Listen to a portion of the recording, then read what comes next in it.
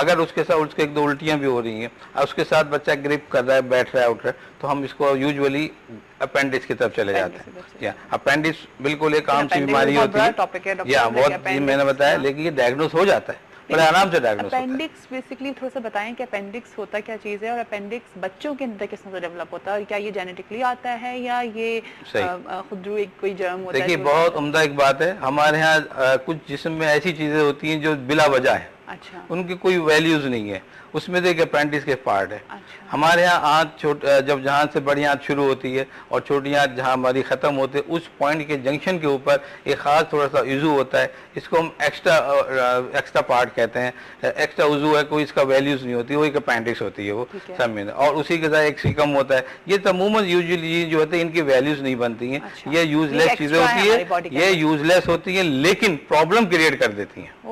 इसकी वजह ये कि कोई भी ग़िज़ा होगी, क्योंकि वो चीज वो जो है ग्रोथ है ना, उसमें लाइफ है, तो वो उस थोड़े से होके गुजरती है वहां से। अच्छा। और जब वो वहां से गुजरती है ग़िज़ा हमारे अपेंडिक्स के पार्ट से, तो वो अपेंडिक्स ब्लॉक कर देती है। अच्छा। इसका जो ब्लॉकेज है, अब पार्ट पूरे आर्टों का या जिस्म का कोई पार्ट, कोई भी जो सूजन में आएगा, मैंने आपको जैसे बताया सूजन में आएगा, अगर वो छोटा है तो ज्यादा सूजेगा तो फटने का इम्कान है। अच्छा, एक कॉल है डॉक्टर, तो वो फटने का फिर अपेंडिक्स का मसला हो ठीक है। एक कॉलर है, देखते हैं कौन है जी। अस्सलाम वालेकुम। अस्सलाम वालेकुम भैया, कैसी हैं आप? मैं ठीक ठाक हूँ। कौन? आयशा बात कर रही हैं? जी आयशा बोल रही हूँ। जी आयशा, कैसी हैं आप? ठीक ठाक हैं? बिल्कुल ठीक हूँ, और आज आपका टॉपिक भी बहुत अच्छा है। अच्छा जी, बहुत बहुत।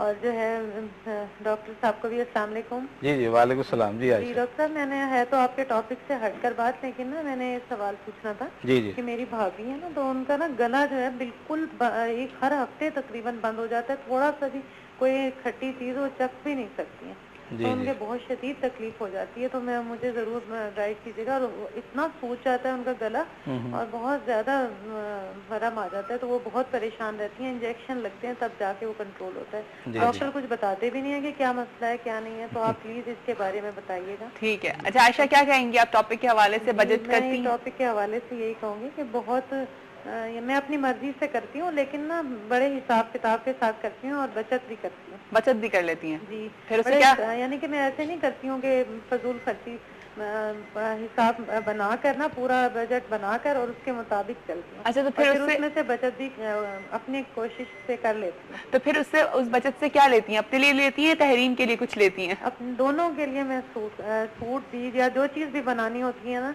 तो वो जरूर बनाती हूँ। अच्छा। और जो है घर की भी कोई ना कोई चीज जरूर हर महीने बना लेती हूँ। चलें ठीक है, thank you so much Ayesha, ना बहुत सारा ख्याल रखिएगा, बहुत बहुत सारा। जी डॉक्टर, इनका जो भाभी का जो प्रॉब्लम है, एक हमारे यहाँ के आम प्रॉब्लम्स होती हैं और यूजुअली ये फीमेल्स में पाई जाती हैं। इसकी वजह ये है कि फीमेल जो है वो डाइट का ख्याल नहीं रखती, किसी भी किस्म की डाइट हो, यूजुअली खट्टी चीज हो, ठंडी हो, गर्म हो, उन्होंने खाना है, उन्होंने खाना ही खाना है उन्होंने। तो हमें इन बातों को थोड़ा डाइट पे के हवाले से देखना चाहिए। बाद चीज़ों की, बाद लोगों के बाद चीज़ें जो सेंसिटिव होती हैं, इनका गला सेंसिटिव है। गले में दो तीन चीज़ें, टॉन्सिल्स होते हैं, फेरिक्स है, गले का हिस्सा होता है, तो उसमें फेरेंजाइटिस भी हो जाता है, टॉन्सिलाइटिस भी हो जाता है। टॉन्सिल जो होते हैं वो नजर आते हैं बाकायदा, और फेनिक्स की स्वेलिंग इतने ज्यादा ऑब्जर्वेशन में नहीं आती, सिर्फ डॉक्टर या ईएनटी डॉक्टर ही उसको ऑब्जर्व करता है, और उसको जब फेरिक्स देख लेता है तो उसकी एहतियात बताता है। एंटीबायोटिक हो जाती है, कुछ एंटी एलर्जिक ड्रग दे दी जाते हैं। डॉक्टर जिनको जो बता नहीं पा रहे हैं, तो मुझे लगता है कि फेरिक्स में प्रॉब्लम आ रही है, टॉन्सिल इनको नजर, क्योंकि टॉन्सिल नहीं होंगे इतने, तो फेरिक्स इनका खराब होता है, गला खराब हो रहा है, तो उसकी सूजन हो जाती है, हल्की सी सूजन बड़ी मालूम होती है। तो इसलिए ये इनको अवॉइड करनी चाहिए, वो चीजें जो इनको एलर्जिक कर रही है, प्रॉब्लम बनाती है, उनको अवॉइड करनी चाहिए। अच्छा, वही बात आ जाती हूँ मैं अपेंडिक्स की तरफ। तो बच्चों के अंदर अपेंडिक्स कैसे डेवलप हो जाता है? हाँ देखिए, ये अपेंडिक्स जो हो जाती है, बिल्कुल हो जाता है, और बात छोटे बच्चों में भी हो जाती है। अच्छा, अब प्रॉब्लम ये होती है कि इनका ट्रीटमेंट क्या किया जाए। ऑपरेशन, देखिए अपेंडिक्स अगर स्वेल कर जाती है और अगर वो परफोरेट हो रही है, तो के नजदीक परफोरेशन हो रही है या परफोरेशन हो चुकी है, तो इसका देखिए सर्जरी ही इसका इलाज है। सर्जन हमारे यहाँ, पेडियाट्रिशियन सर्जन हमारे यहाँ मुल्क में कम है, तो ये सर्जिकल इमरजेंसी, एक सर्जिकल इमरजेंसी है, इसको डिफरेंशिएट करना चाहिए। इसके अलावा एक बच्चों की आम जो इमरजेंसी होती है, हम उससे एक्यूट एब्डोमेन कहते हैं। हमसे एक्यूट एब्डोमेन ये होता है कि जनरलाइज पेन होगा और जनरलाइज सूजन, पेट पे सूजन आएगी। देखिए सूजन एडिमा बड़ी इंपॉर्टेंट है, मैं शुरू से एक ही बात को अहमियत दे रहा हूँ कि जहाँ दर्द के साथ कोई सूजन किसी भी हवाले में आ रही हो, ये एक इमरजेंसी में आ जाती है। उसके साथ अगर टेम्परेचर भी हो रहा है फिर ये बिल्कुल इमरजेंसी में आ रही है।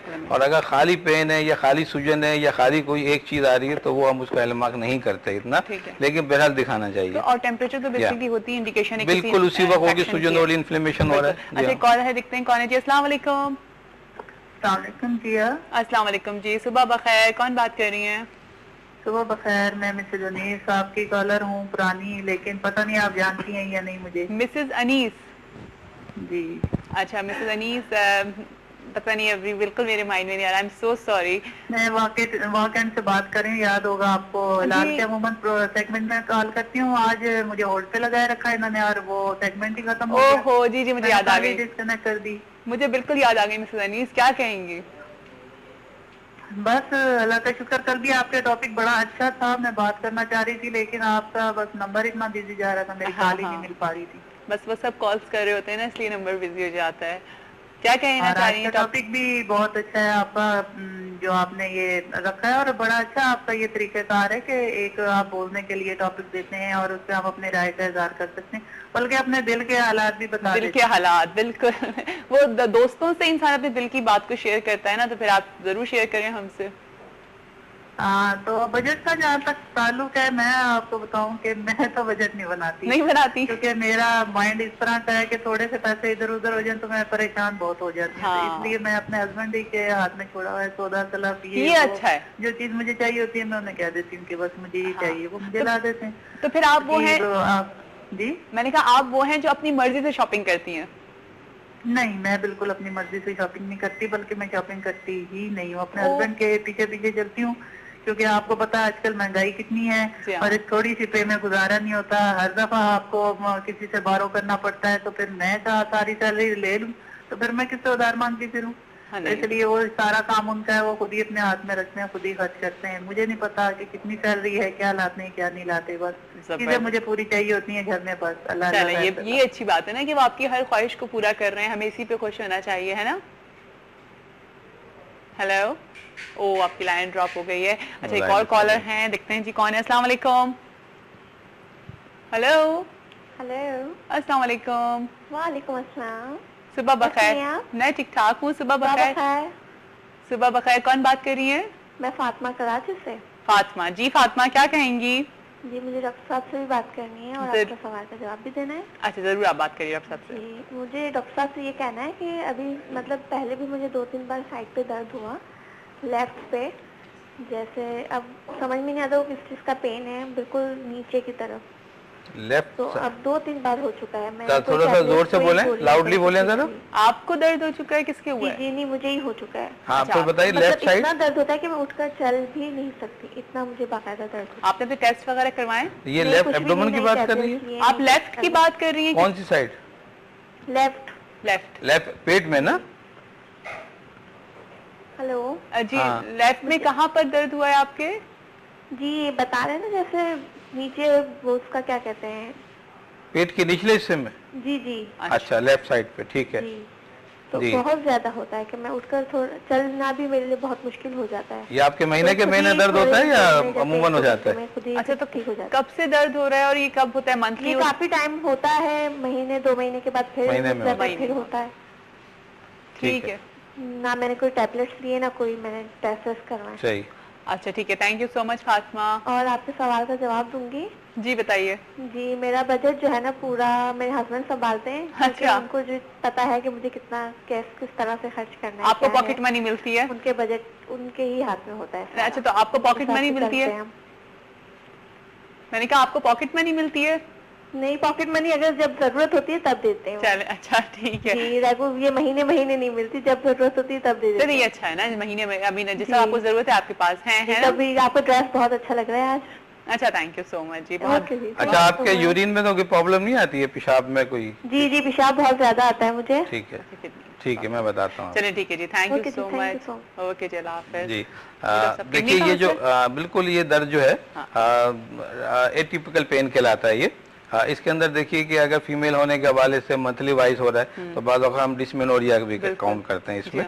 लेकिन अगर इसके साथ साथ कोई अच्छा ये जब में यूरिन ज्यादा हो रहा है ये भी डिस्मेनोरिया में भी हो जाता है। हाँ, इरिटेबिलिटी हो जाती है थोड़ी सी, ये समझ प्री मेंस्ट्रुअल टेंशन कहलाता है ये। तो टेंशन के तहत चीजें डेवलप होती हैं। लेकिन अगर कोई इनको यूरिन में प्रॉब्लम आ रही है, ज्यादा हो रहा है या रुक भी रहा है उसके साथ, तो मैं समझता हूँ कि इनको एक सिंपल एक एक्सरे भी करा लेना चाहिए, है ना। एक यूबी इनका एक्सरे करें। किडनी के लेफ्ट साइड यूरेट्रिक में पेन हो सकता है इनको, तो उसमें भी ये प्रॉब्लम आ जाती है। तो मैं समझता हूँ ये इजीली डायग्नोस हो जाता है ये आके बताएं। इसलिए कि अगर ये प्रॉब्लम परसिस्ट है, यानी अगर 4-5 दिन तक है, उसके साथ पेन भी हो रहा है, सूजन भी आ रही है और चीजें हैं, तो फिर तो ये बाकायदा एस्टेब्लिश केस हो गया। खाली पेन की इतनी अहमियत नहीं होती है ना। तो ये अपने डॉक्टर को दिखाएं और चीजें कोरिलेट हो जाएंगी उसके बिल्कुल। साथ। और जरूर इन सब चीजों को अवॉइड नहीं क्या करें, ये बहुत सीरियस चीजें होती हैं, फौरन ये चीजें होती हैं जो इमरजेंसी में आपको फौरन जाना चाहिए। इमरजेंसी इनकी आगे जाके इमरजेंसी बन सकती है, खुदा ना खास्ता। इनको चाहिए कि इमीडिएट दिखाएं, अपने कंसल्टेंट को बात करें। अच्छा डॉक्टर, हम फिर से आ जाते हैं बच्चों की तरफ। तो अच्छा एक और चीज होती है छोटे बच्चों में कि एकदम से छोटे बच्चों में क्या बड़ों में भी होती है, जो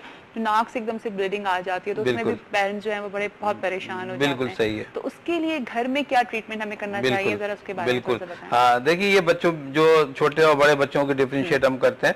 अगर छोटे बच्चे में बिना किसी वजह के ब्लीडिंग हो रही है तो इसका मतलब ये हुआ कि इनको शुरू से थोड़ा बहुत कोल्ड रहता है इनको। ना कभी इनकी बंद होती थी, कभी नहीं बंद होती थी, ऑफ एंड ऑन होता था। इन्होंने ट्रीटमेंट लिया, ट्रीटमेंट नहीं भी लिया। इसका एक थॉरो चेकअप होता है कि एक्सरे हम कराते हैं। इसका हम एक्सरे कराते हैं, PNS एक्सरे होता है। और यूजुअली छोटे बच्चों में कुछ जैसे नेजल ऑब्स्ट्रक्शन के साथ एडिनोइड्स होते हैं, कुछ लिम्फ नोड्स होते हैं, ग्लैंड्स होते हैं, जो बिल्कुल नाक के पिछले हिस्से पे पाए जाते हैं, वो ब्लीड कर जाते हैं। तो ये यूजुअली होते हैं। ये